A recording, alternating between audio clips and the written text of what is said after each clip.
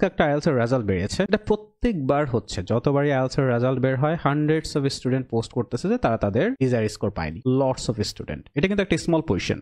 বেশিরভাগ স্টুডেন্টই যারা আছে ডিজায়ার স্কোর মিসও করেছে, তারা পোস্টও করছে না, তাদের কথা আমরা জানতেও পারছি না। আর আমরা যারা কোচিং সেন্টার বা আমাদের যেটা আছে, আমরা কি করছি, ওই যে দুইজন একটা ভালো স্কোর করলো সেটা পোস্ট করে দিলাম আর সেটা দেখেই আমরা দৌড়াদৌড়ি শুরু করি। That's the problem. বাট আমি আরো ডিটেইলসে যাওয়ার চেষ্টা করবো কেন আপনারা স্কোরটা মিস করছেন। হ্যাঁ, এটা দুই ধরনের স্টুডেন্টের জন্য কাজে লাগবে। যারা স্কোর মিস করেছেন তারা তো কাজে লাগবেই, আবার যারা ফিউচারে পরীক্ষা দিবেন বলে চিন্তা করছেন তাদের জন্য এটা হেল্প হবে। ঠিক আছে, কারণ আমরা প্রথমে বের করার চেষ্টা করব কেন এটা হচ্ছে, কেন আপনারা স্কোরটা মিস করছেন, এবং একটা সলিউশন দেওয়ার ট্রাই করব কি কি করলে আসলে আপনারা স্কোরটা মিস করবেন না। অ্যাপ্রোচ নিয়ে একটু কথা বলা শুরু করি চলেন। অ্যাপ্রোচটা এখানে খুব ইম্পর্টেন্ট একটা রোল প্লে করে, কারণ আমাদের অ্যাপ্রোচটা ভুল থাকে। কি ধরনের ভুল থাকে? যেমন আমি যদি কাউকে যদি জিজ্ঞেস করি যে আপনি রিডিং এবং লিসেনিং, ধরলাম শুধু রিডিং এবং লিসেনিং এ আপনি কিভাবে ইমপ্রুভ করার ট্রাই করছেন, আপনি কি অ্যান্সার করবেন? বা বেশিরভাগ ক্ষেত্রে অ্যান্সারটা যেটা আসে, আমি ক্যামব্রিজ প্র্যাকটিস করতেছি। ক্যামব্রিজ প্র্যাকটিস করছে না, প্র্যাকটিস।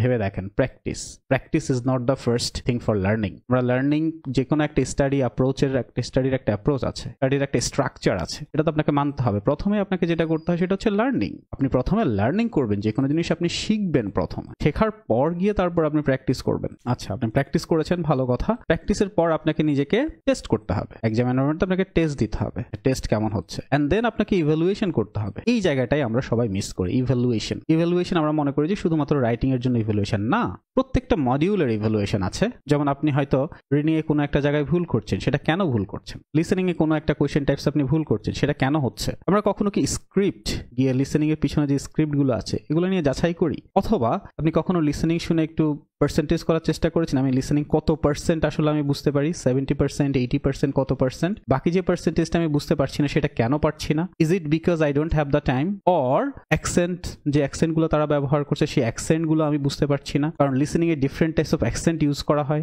সেই অ্যাকসেন্ট গুলো বোঝার জন্য কি আপনি কোনো কাজ করেছেন? আপনি ডিফারেন্ট অ্যাকসেন্ট প্র্যাকটিস করেছেন কি? বা যারা এখন প্রিপারেশন নিচ্ছেন তারা কি ডিফারেন্ট অ্যাকসেন্ট প্র্যাকটিস করছেন? কারণ আইএলটিএস এর লিসেনিং আপনাকে বিভিন্ন ধরনের অ্যাকসেন্ট দেওয়া হবে, সেই অ্যাকসেন্ট কি আপনি প্র্যাকটিস করছেন? যদি না করেন ডিফারেন্ট অ্যাকসেন্ট প্র্যাকটিস, তাহলে পরীক্ষার হলেও গিয়ে আপনি বুঝতে পারবেন না, ভেরি ডিফিকাল্ট। এন্ড দেন চলে আসি লার্নিং। এখন আপনি মনে করবেন যে হ্যাঁ ভাই, আমি তো লার্নিং করছি। কোথা থেকে লার্নিং করছেন? আমি ধরেন কোনো একটা ভিডিওতে, কোনো একটা ভিডিও দেখে আপনি লার্নিং করছেন, ওকে, অথবা কোথাও একটা গিয়ে আপনি লার্নিং করছেন, অথবা কোনো একটা কোর্সে গিয়ে আপনি লার্নিং। এখন যখন আপনি এই জিনিসগুলো দেখে যখন লার্নিংটা করেন, সেটা যেখানে সরাসরি গিয়ে লার্নিং করেছেন, ভিডিও দেখে করেছেন, সেখানে আমরা যদি রিডিং এর সাপোজ একটা রিডিং এর উদাহরণ দেখি, এখানে আমরা সাধারণত কি দেখি? রিডিং যখনই যে টিচার করাচ্ছেন তিনি প্রত্যেকটা জিনিস ধরে ধরে বাংলা অর্থ করে করে বুঝিয়ে দিচ্ছেন। এতে কি হয়? আপনার জন্য ব্যাপারটা অনেক সহজ হয়ে যায়, খুবই ভালো, বুঝতে পারছেন খুব ভালোভাবে। বাট আপনাকে এই সুন্দর করে বাংলা অর্থ এক্সাম হলে গিয়ে কে বুঝিয়ে দিবে? এক্সাম হলে এই বাংলা অর্থটা আপনাকে বুঝিয়ে দিবে কে? যিনি আপনাকে এত সুন্দর করে বাংলা অর্থ বুঝিয়ে দিচ্ছেন, ভালো লেগেছে আপনার কাছে, নিয়ে যেতে পারবেন ওনাকে? বা আমি যদি বুঝিয়ে দিই, নিয়ে যেতে পারবেন? তো যেমন রিডিং এর ক্ষেত্রে আবার আমরা কি করি, কোন একটা ওয়ার্ডের অর্থ না পারলে আমরা ডিকশনারি দেখে বের করে ফেলি, ইউজ করতে পারবেন পরীক্ষা হলে ডিকশনারি। আপনি এখন থেকে শুরু করে যদি থাউজেন্ডস অফ ওয়ার্ডসও শিখে ফেলেন, এরপরও রিডিং পরীক্ষায় আপনার এমন কিছু ওয়ার্ডস আসবে যেগুলোর অর্থ আপনি পারবেন না, তখন কি করবেন? গেইজ ওয়ার্ক লাগবে আপনার। আপনি যে কোনো ওয়ার্ডের অর্থ যদি নাও পারেন, তাহলে আপনি গেইজ করে নিতে পারছেন, এই স্কিলটা আপনার লাগবে। আপনি কি এই স্কিল নিয়ে কাজ করছেন? আমি কোনো ওয়ার্ডের যখন অর্থ পারছি না, আমি গেইজ করে নিতে পারছি, এই স্কিল নিয়ে আপনাকে কাজ করতে হবে। করছেন কি? এই কোয়েশ্চেনগুলো না আমাদের নিজেদেরকে করা উচিত। এরপর অনেকে হয়তো বলবেন যে আমি দু চারটা তো মক টেস্ট দিয়েছি। আচ্ছা, ভালো কথা, নাইস, মক টেস্ট দেওয়া উচিত, ভালো। এখন আপনি যেখানে মক টেস্ট দিয়েছেন সেখানে আপনার এই যে ব্যান্ড ডেসক্রিপ্টরস গুলো আছে, আপনাকে একটা স্কোর দিয়ে দিয়েছে 6, 7 লাইক দ্যাট। বাট আপনাকে ব্যান্ড ডেসক্রিপ্টর নিজেরও করা যায়, এগুলো কারোর কাছে যাওয়ারও প্রয়োজন হয় না। এখানে প্রত্যেকটা জিনিস লিখে দিয়েছে, স্পিকিং এর জন্য লিখে দিয়েছে। ডিফারেন্সটা কি? 6 এর জন্য যেমন বলছে কি, able to keep going, usually able to keep going. Difference কি? একটা হচ্ছে আপনি প্রায় মোটামুটি সবসময় কথা বলা যেতে পারেন, আর একটা হচ্ছে অ্যাবল টু কিপ গোয়িং, সব সময় আপনি কথা বলে যেতে পারেন। 7 এ কি, able to keep going without noticeable effort, means আপনাকে যদি 6 এর বেশি পেতে হয়, উইদাউট এনি নোটিসেবল এফর্টে আপনাকে কথা বলতে হবে। Means you will not have any kind of effort that will be noticed by your instructor rapidly, not like that, can not have the effort that will be noticed by your instructor. এটা নিজে record করেও বের করা যায়। করছেন এগুলো? আমি শুধু একটা পয়েন্ট নিয়ে কথা বললাম, এখানে আরো তো অনেক পয়েন্ট আছে। আপনি কি এই জিনিসগুলো রিসার্চ করছেন কিনা, আমি যে স্কোরটা পেতে চাচ্ছি সেটার আমি এই জিনিসগুলো মেনটেন করছি কিনা? ইভেন রাইটিং এর জন্য টাস্ক 1, টাস্ক 2, ডিফারেন্সটা কি? এখানে কি বলছে? 5 এর জন্য বলছে the main parts of the prompt are incompletely addressed, আর এখানে বলছে the main parts of the prompt are addressed. তো আপনি কোশ্চেনে যেটা দেওয়া আছে সেটা আপনি অ্যাড্রেস করেছেন, আর এটা হচ্ছে পুরোপুরি অ্যাড্রেস করেননি। এখন আপনি যে 6 এর বেশি পেতে চান, কেন পাচ্ছেন না 6 এর বেশি? এখানে বলছে the main parts of the prompt are appropriately addressed, right? appropriately addressed, তাহলে ডিফারেন্সটা এখানে একটা কথা বলছে, দেখেন although কি বলছে ভালো করে খেয়াল করি, although some may be more fully covered than others। আমরা জানি যে রাইটিং টাস্ক 2 তে দুইটা পার্ট থাকে অন্তত, মানে আপনি একটা পার্টকে আরেকটা পার্ট থেকে বেশি লিখেছেন, you have written one part more than others, same amount of লিখেন দি, though some parts may be more fully covered than others। এটা কিন্তু 7 এ বলছে না, তারা বলছে যে আপনি appropriately অ্যাড্রেস করেছেন, দুইটাই সমানভাবে অ্যাড্রেস করেছেন। যদি এটা না করেন, একটা পার্ট আরেকটা পার্ট থেকে বেশি লিখেন, 6 এর বেশি পাবেন। এটা একটা পয়েন্ট, আরো অনেক পয়েন্টস তো ডিফারেন্স আছেই। আপনি যখন ইভ্যালুয়েশন গুলো করছেন, আপনি কি এই জিনিসগুলো খেয়াল করছেন? Ask yourself, if you ask yourself you will get the answer. লাইফে প্র্যাকটিক্যাল হওয়াটা না খুব ইম্পর্টেন্ট ভাই। হ্যাঁ, লাইফে প্র্যাকটিক্যাল হতে হবে। আপনাকে কেউ একজন বললো হ্যাঁ পরীক্ষার হলে গিয়ে তুমি ভাববা যে তুমি you are the best student in the exam hall. No, you are not. আপনি যা আপনি তা, আপনাকে আপনার মতো করে নিতে হবে প্রিপারেশন। আপনার ডিজায়ার 7, আরেকজনের ডিজায়ার 6, আরেকজনের ডিজায়ার 8। সে যেভাবে অ্যাপ্রোচ করবে এক্সামটাকে, আপনার সেভাবে অ্যাপ্রোচ করতে পারবেন না। উনি যেভাবে অ্যাপ্রোচ করবে, আপনি সেভাবে অ্যাপ্রোচ করতে পারবেন না। আপনার যে ওয়েটাতে আপনি ফলো করবেন, আরেকজন সেই ওয়েটাতে ফলো করবে না। কারো ট্রু ফলস নট গিভেন কেউ ভালো পারে, কেউ ফিল ইন দ্য গ্যাপস, আরো অন্য কোশ্চেন টাইপস। কেউ একজন ট্রু ফলস নট গিভেন দিয়ে স্টার্ট করবে বিকজ উনি সেটাতে ভালো, আপনি হয়তো ফিল ইন দ্য গ্যাপসে ভালো, আপনি সেটা দিয়ে স্টার্ট করবেন। সবার অ্যাপ্রোচ সেম হবে না। People need different approaches. ওই যে ইভ্যালুয়েশনের যে পার্টটা বললাম, এগুলো ইভ্যালুয়েশন, আমি কোনটাই ভালো করছি, কোনটাই ভালো করছি না। আপনি কখনো আইএলটিএস এর রিডিং এ আপনার 40টা কোশ্চেন আপনাকে পড়তে হয়, আইএলটিএস এর রিডিং এ আপনাকে 40 কোশ্চেন্স আপনাকে পড়তে হয়। কখনো নিজেকে অ্যানালাইসিস করে দেখেছেন যে এই 40 কোশ্চেন্স পড়তে আপনার কত সময় লাগে শুধু কোশ্চেন্স পড়তে? এখন আপনি যদি চিন্তা করেন ওকে আমার 1 মিনিট করে প্রত্যেকটা কোশ্চেন পড়তে আমার টাইম লাগে, 1 মিনিট অনেক বেশি সময় না একটা কোশ্চেন পড়ে বোঝার জন্য। একটা কোশ্চেন পড়ে বোঝার জন্য 1 minute not very long time, but IELTS এর জন্য it is a very long time. কেন? কারণ 1 মিনিট একটা কোশ্চেন বুঝতে সময় নিয়ে ফেলেন, তাহলে 40 কোশ্চেন্স পড়তে আপনার সময় লেগে যাবে 40 minutes. Then how long do you have left? 20 minutes. তার মধ্যে 5 মিনিটস আপনার চলে যাবে অ্যান্সার ট্রান্সফার করতে, that's mean you have 15 minutes more. এই 15 মিনিট আপনার কি কাজ করা লাগছে? লোকেট করতে হচ্ছে, নাম্বার 1। দেন প্যাসেজটা পড়তে হচ্ছে, প্যাসেজ রিডিং, প্যাসেজ পড়তে হচ্ছে, দেন অ্যান্সার ডিসাইড করতে হচ্ছে। এই সবগুলো কাজ 40 কোয়েশ্চেন্স এর জন্য, এই সবগুলো কাজ 15 মিনিটসে করা পসিবল? নো। তাহলে এটার মধ্যে একটা সামঞ্জস্য নিয়ে আসতে হবে। মেবি আপনি 30 সেকেন্ডসে যদি প্রত্যেকটা কোয়েশ্চেন পড়ে বুঝতে পারতেন, তাহলে আপনার হাতে আপনি অ্যারাউন্ড 20 মিনিটস এর মধ্যে কোয়েশ্চেনগুলো পড়ে শেষ করে ফেলতে পারতেন। তাহলে আপনার হাতে আর 40 মিনিটস টাইম থাকতো, ওই টাইমটাতে আপনি এই কাজগুলো করতে পারতেন। 40 questions for 40 minutes, not bad. At least 15 minutes থেকে তো ভালো। এখন আপনি যদি অ্যানালাইসিস না করেন, বাসায় বসে যে কয়েকটা কোয়েশ্চেন সেট নিয়ে যে আমার কোয়েশ্চেন পড়ে বুঝতে আসলে কত সময় লাগছে, এই অ্যানালাইসিসটা যদি না করেন, তাহলে তো আপনি এক্সাম হলে ওই যে স্বপ্নে থাকতে হবে, হয়তো হয়ে যাবে, হয়তো হয়ে যাবে। ঠিক আছে, একটা হচ্ছে থিঙ্ক, দেখেন ডিফারেন্স আছে। Think, believe and know, difference বুঝি এগুলোর। থিঙ্ক, আমরা যেটা বিলিভ করি সেটা নিয়ে আমরা থিঙ্ক করি না, রাইট?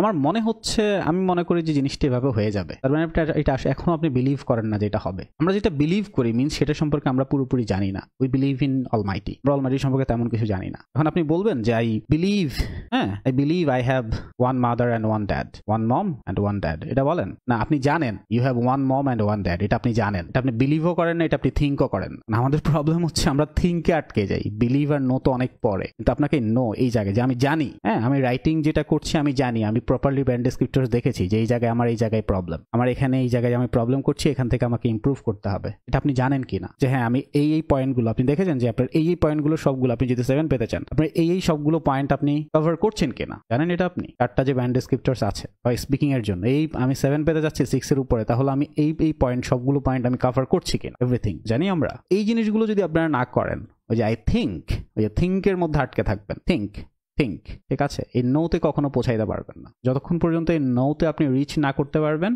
ওই স্কোর এভাবে আসতে থাকবে। ফাইনালি অনেক হার্শ কথা বলে ফেললাম, বাট প্র্যাকটিক্যাল হওয়াটা লাইফে ইম্পর্টেন্ট। ঠিক আছে, 2 ধরনের ব্যাপার আছে, আমি সবসময় ক্লাসে বলি। একটা হচ্ছে ভালো লাগা, আর একটা হচ্ছে ভালো হওয়া। ডিফারেন্ট আছে ভালো লাগা আর ভালো হওয়া। ঠিক আছে, ভালো লাগা, কেউ একজন আপনাকে ওই যে বললাম বাংলা অর্থ করে খুব বুঝিয়ে দিচ্ছে, আপনার খুব ভালো লাগছে, এটা তোমার ভালো হবে না, ভালো হবে না। কেউ একজন একটা বাচ্চাকে চকলেট খেতে দিল, খুব ভালো লাগবে বাচ্চাটার, কিন্তু এটাতে বাচ্চাটার চকলেটটা খেলে বাচ্চাটার ভালো হবে না। ডিফারেন্সটা বোঝার চেষ্টা করেন ভাই। You will gonna go abroad and lead your life by your own self. You will not have anyone there, no one there, not your family, not your relatives. You are on your own তো need to be able to distinguish between এই যে ভালো লাগা ভালো হওয়া। একটা reels দেখতেছেন, ভালো লাগতেছে, হ্যাঁ, একটা ভিডিও দেখতেছেন ফানি, একজন কাউকে মক করতেছে, ভালো লাগতেছে, ভালো হবে না। বসে বসে কমেন্ট করতেছেন, হ্যাঁ, বিভিন্ন কমেন্টে হারিয়ে যাচ্ছেন, রিপ্লে করতেছেন, ভালো লাগতেছে, ভালো হবে না। প্রপারলি রিসার্চ করেন প্রত্যেকটা মডিউল বাই মডিউল। লিসেনিং এর ক্ষেত্রে জাজ করেন কত পার্সেন্ট আপনি আসলে লিসেনিং শুনে বুঝতে পারছেন। মানে লিসেনিং শুনে যদি বুঝতে না পারেন আপনি স্কোর করবেন কিভাবে ভাই? রিডিং এ কুইক রিডার হন। কুইক রিডার যদি না হন তাহলে কখনোই ভালো করতে পারবেন না, না লিসেনিং এ না রিডিং এ। কুইক রিডার আমরা আমাদের স্টুডেন্টদেরকে প্রথম সবার আগে যেটা শেখাই সেটা হচ্ছে যে to be a quick reader, you need to be a quick reader, very important. Sorry ভিডিওটা একটু বড় হচ্ছে কিন্তু আপনাদেরকে না বুঝিয়ে যেতে পারছি না। Need to be quick reader. আপনি লিসেনিং এ যদি কুইক রিডার না হন তাহলে আপনি যেটা করবেন, আপনি কোয়েশ্চেনটা পড়ে বুঝে শেষ করতে পারবেন না, ওরা অডিও শুরু করে দিবে। ওরা অডিও যখন শুরু করবে তখন আপনি অডিও শুনবেন, বসে বসে কোয়েশ্চেনও পড়বেন, মাল্টিটাস্কিং করবেন, অডিও ঠিক মতো শোনা হচ্ছে না, কোয়েশ্চেনও ঠিক মতো বোঝা হচ্ছে না, মিস করে যাচ্ছেন। ঠিক আছে, রাইটিং অ্যান্ড স্পিকিং এই দুটার ক্ষেত্রে বলতেছি। রাইটিং এ অনেকেই টেমপ্লেট, সারাক্ষণ টেমপ্লেট ব্যবহার করেন। আরে ভাই একজন স্কোর, কেউ একজন বলছে যে আমি টেমপ্লেট ইউজ করে 6 পেয়েছি, 6.5 পেয়েছি, 5.5 পেয়েছি, 6 পেয়েছি, হোয়াট এভার। আপনিও মনে করছেন যে আপনি সেই ট্যাবলেট ইউজ করে আপনি পেয়ে যাবেন। কিভাবে? আপনি যিনি ইউজ করে পেয়েছেন ওনাকে জিজ্ঞেস করেছেন কখনো ভাই আপনার ইংলিশ লেভেলটা? ট্যাবলেটে তো আপনি সবকিছু 100% তো লেখা থাকে না, বাকি জিনিসগুলো তো নিজেকে লিখতে হয়। সেটা উনি হয়তো যেভাবে লিখতে পেরেছেন আপনার সেই ক্যাপাবিলিটি নেই। উনি যে ছোট ছোট চেঞ্জেসগুলো নিয়ে আসছেন সেই ক্যাপাবিলিটি আপনার হয়তো নেই, বা হয়তো এর থেকে বেশি আছে। আমরা তো এগুলো জাজই করি না একদম। তো নো ইউরসেলফ ভাই, নো ইউরসেলফ। হ্যাঁ, নো ইউরসেলফ, এটা খুব ইম্পর্টেন্ট। নিজেকে জানেন, নো ইউরসেলফ। নিজের রিডিং এ কি সিচুয়েশন, নিজের লিসেনিং এ কি সিচুয়েশন, হ্যাঁ, রাইটিং, স্পিকিং, হ্যাঁ, প্রত্যেকটা জিনিসকে ডিভাইড করে ফেলেন। রাইটিং এ কোন জায়গাটায় প্রবলেম হচ্ছে, স্পিকিং এ কোন জায়গাটায় প্রবলেম হচ্ছে, বারবার কি আপনি ফ্লুয়েন্সিতে সমস্যা হচ্ছে কিনা, থেমে যাচ্ছেন কিনা, অকওয়ার্ড সাউন্ড ইউজ করছেন কিনা, এই প্রত্যেকটা জিনিস যদি একদম 1 by 1 অ্যানালাইসিস করেন, নিজেও অ্যানালাইসিস করেন, things will gonna happen. And finally একটা অ্যাডভাইস দিয়ে শেষ করব, সেটা হচ্ছে তাড়াহুড়া করবেন না। তাড়াহুড়া করা ঠিক না। আইএলটিএস এর জন্য তাড়াহুড়া করা ঠিক না। ঠিক আছে, যারা মনে করছেন হ্যাঁ আমার তো এই সেমিস্টার ধরলে না ধরলে এই সেমিস্টার আমাকে ধরতে হবে, এই সেমিস্টার না ধরলে প্রবলেম হয়ে যাবে আমার স্টাডি গ্যাপ। আপনার এত দিনের স্টাডি গ্যাপ আছে, এটাতে প্রবলেম না হলে আরেকটা সেমিস্টার আরো 4 মাস পরে গেলে কোনো প্রবলেম হবে না। যদি সমস্যা হতো আগেরটাই সমস্যা হতো, না হলে এরপরও হবে না। এরপরে কিছুদিন পরে ওইটার সিচুয়েশন চেঞ্জ হয়ে যাবে, স্টাডি অ্যাব্রোডের সিচুয়েশন জীবনেও চেঞ্জ হবে না। এটা 2016 সালে যেমন ছিল এটা এখনো তাই আছে, 2024 এসে তাই আছে। কি পরিবর্তন হয়েছে 2016 সালের সাথে 2024 এসে স্টাডি অ্যাব্রোডে? কি চেঞ্জ হয়েছে? কোনো চেঞ্জ হয়নি। এখনো মানুষ আইএলসি দিচ্ছে, আইএলস দিয়েই তারপরে স্টাডি অ্যাব্রোড যেভাবে অ্যাপ্লাই করছে সেভাবেই অ্যাপ্লাই করছে। ভিসা রেশিও আগে যেমন ছিল এখনো তাই আছে, কোনো কিছু চেঞ্জ হয়নি। একটা জিনিস হয়েছে, সোশ্যাল মিডিয়াতে মানুষজনের একটু কথাবার্তা বেড়েছে, আপনি সোশ্যাল মিডিয়াতে অনেক মানুষজনকে দেখতে পাচ্ছেন এখন, আগে সেটা এত বেশি দেখা যেত না। এই চেঞ্জ এসছে, আর কিছু না। তো নো ইউরসেলফ, নিজের প্রবলেমগুলো দেখুন, তাড়াহুড়া করেন না, প্রত্যেকটা মডিউল নিয়ে প্রত্যেকটা কোশ্চেন টাইপস নিয়ে প্রপারলি অ্যানালাইসিস করেন, হ্যাঁ, এবং কোনটা আপনার জন্য ভালো হবে আর কোনটা আপনার ভালো লাগছে কিন্তু ভালো হবে না, এটা একটু ডিস্টিংগুইশ করার চেষ্টা করেন। ঠিক আছে, হতাশ হওয়ার কিছু নেই। আইএলস স্কোর ভালো আসেনি আর যারা পরীক্ষা দিচ্ছেন, হ্যাঁ, আইএলস একটা জার্নি। হ্যাঁ, আপনি ধরেন এখান থেকে কক্সবাজার যাবেন, আপনার গাড়ি মাঝে মধ্যে it will gonna go with the full flow, sometimes with the less speed, sometimes থেমে যাবে। এই জিনিসটা আপনার আইএলস এর ক্ষেত্রে হবে। হ্যাঁ, আপনি অনেক সময় খুব ভালো কনফিডেন্সে থাকবেন, ভালো লাগবে, আবার ডাউনগ্রেড হবেন। বাট এই যে যখন ডাউনগ্রেড হচ্ছেন, দেন দ্য মেইন টেস্ট কাম, তখন আপনি নিজেকে কতটা প্রপারলি আবার আপ করার জন্য ট্রাই করতে পারছেন। That's very important, that's super important. Don't worry, যা হয়েছে হয়েছে। এখন যে স্কোরটা চলে গেছে বা যে স্কোরটা আপনার চলে এসছে সেটা নিয়ে তার কিছু করেন, ইটস ডান। আবার নতুন করে শুরু করেন, প্রপারলি স্টাডি করেন, প্রত্যেকটা মডিউল, প্রত্যেকটা কোয়েশ্চেন টাইপস প্রপারলি অ্যানালাইসিস করেন, প্রত্যেকটা কোয়েশ্চেন টাইপস প্রপারলি অ্যানালাইসিস করেন। কোথায় ভুল হচ্ছে? একটা হচ্ছে 8টার মধ্যে 4টা হয়েছে, 4টা ভুল হয়েছে, 8টার মধ্যে 6টা হয়েছে, 2টা ভুল হয়েছে। না, কেন ভুল হলো? ওয়াই? এটাকে আমি বুঝতে ভুল করেছিলাম, লোকেট করতে ভুল করেছিলাম, নাকি লোকেট ঠিক মতো করেছি, এরপর যখন কোয়েশ্চেনের সাথে মিলিয়েছি অ্যান্সার ডিসাইড করেছি সেখানে ভুল করেছিলাম? তাহলে আমি কোন থিঙ্কিংটা ভুল করেছিলাম, কোন থিঙ্কিংটা আমাকে ঠিক করতে হবে? লিসেনিং এর ক্ষেত্রে আমরা শুধু ফিল ইন দ্য গ্যাপস দেখি, হ্যাঁ ফিল ইন দ্য গ্যাপস এই অ্যান্সারটা হয়েছে, কেন হয়েছে? এটা হয়নি। ফিল ইন দ্য গ্যাপস ছাড়াও আরো বিভিন্ন জায়গায় তারা বিভিন্ন ধরনের পরিবর্তন আনে। অডিও স্ক্রিপ্টের ক্ষেত্রে কোন কোন চেঞ্জেস তারা নিয়ে আসছে, তখন প্যাটার্নটা ধরতে পারবেন। আর একবার যদি প্যাটার্নটা ধরে ফেলতে পারেন তাহলেই দেখবেন যে আইএলটিএসটা আপনার জন্য অনেক বেশি ইজিয়ার হয়ে যাচ্ছে। ওয়ান মোর থিং একটা অ্যানাউন্স করতে চাই আপনাদের জন্য, we have a new course for you, the platinum course.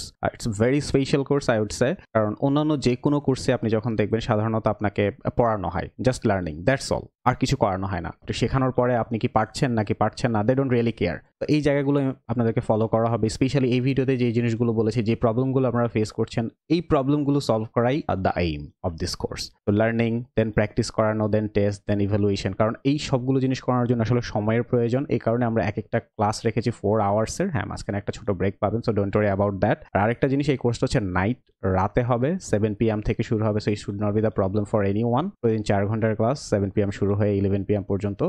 1 মে থেকে শুরু হচ্ছে। রেজিস্টার করেন। মোর ডিটেলস জানার জন্য লিজনার হোয়াটসঅ্যাপে কন্ট্যাক্ট করতে পারেন।